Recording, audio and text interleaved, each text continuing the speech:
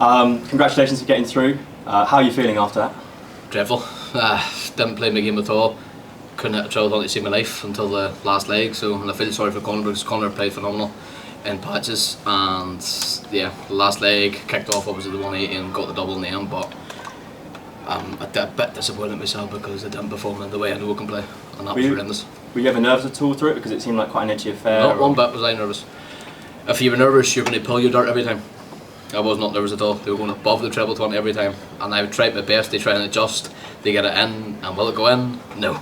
But I must have stepped in poo before I came in here because that was luck. But sometimes you need a bit of luck to win these games, and thankfully I'm still here in the quarterfinal. This will be your 5th quarterfinal of 2025 for Premier events. How much is the thought of a Premier title on your mind through these games, and especially in this event? Yeah, clearly I want to win an individual major. So who doesn't? So I will be a hell of a lot better in my next game against Littler or Nigel because I know I need to. But saying that, I still needed to against Connor, but we both didn't play to our full potential. I'm just grateful I'm still standing here now. And it's Luke or Vessel next. Are you looking forward to that game in particular? Do you want to just correct the performance? Have you got a goal at all to coming into that? I'm just having a day off tomorrow, which I'm grateful if they control my emotions and get ready for Saturday because I need to be ready for Saturday. Perfect, thank you. Thank you.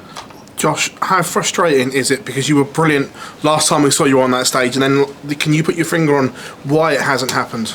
I was very frustrated and I kept kicking myself up on that stage, but I tried to adjust and they just didn't go to treble 20. They either were going well above it or just an inch and a half below it, and you're like, oh my goodness. And luckily my 19 covers was good, because if them 19s weren't going in, he'd have walked that game.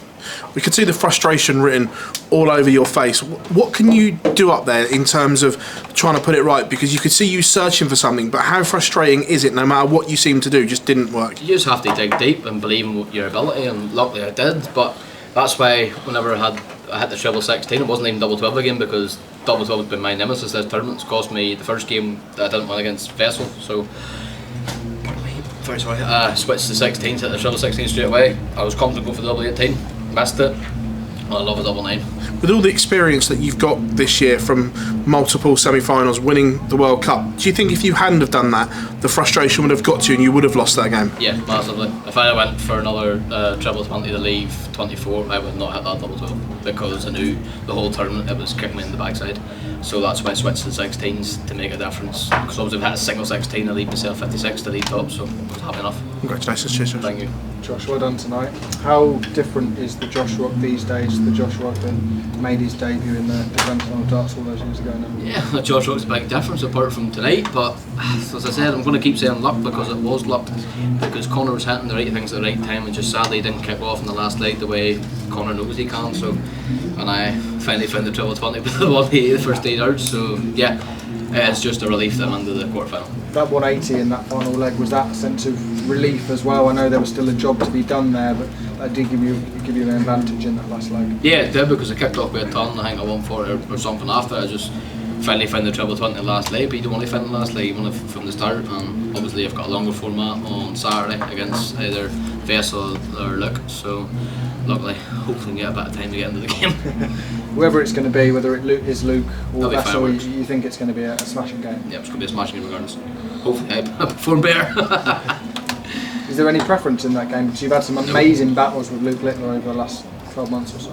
Well, if we keep having good battles, I'd rather have him there, because I might make out a bit, but listen, it doesn't matter who I play next game, because it's going to be fireworks regardless. Okay, thank you, John. Thank you. Josh, well done on the win. It's not often that people play best of 31 games, but you played long format in the match play. You played it 2 years ago here. What experience can you take from that if it was to be someone like Vessel Nyman, who's not really experienced in that length of game? Yeah, you just have to believe in your own game and just continue on what you know you can do. So, as I've said before, it doesn't matter who you play in the next game. Just hopefully come out the winner in the end of it. If it was Luke Littler, we've seen Luke Littler play around a bit on stage this tournament, where he's trying to leave the big fish and just seems super confident. Do you think if he has that attitude against you, if he did beat Vessel, he could become unstuck?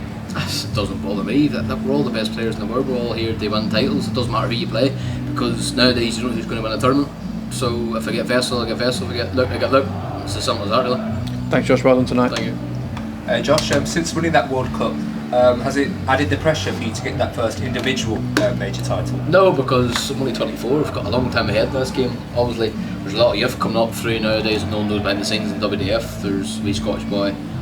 I think his last name's Mitchell Larry, thank you. And he's playing phenomenal darts, and luckily he's been targeted. So you get kids like that who's not feared. So now it's no pressure because less than about 30 years to this game we've won it. So yeah. Potentially it could be Luke Littler that you're facing next. Do you think that could be a rivalry like a Phil Taylor, Adrian Lewis for years to come? I would love it to be. Of course I would, because Luke's one of my good friends behind stage no one knows about. So if it's a good rivalry between me and him in the future, I'll accept that. I also want to talk about Scott Williams as well. We saw that he was struggling with dartitis. Have you two spoken? Have you reached out? No, we haven't spoke much. He always puts the yearly photo up whenever me and him play in the Grand Slam that everybody thinks we kissed on the lips. Clarify that, we did not kiss on the lips, but everybody thinks we did. We kissed each other on the cheek, but the camera angle's perfect. But no, Scott knows what to do, and hopefully he can get over it. Thank you. After a difficult first 10 legs, how much was that second break needed? Yeah, massively. Because if we continued on, I probably would have walked away with it. So obviously, sometimes the break does help you.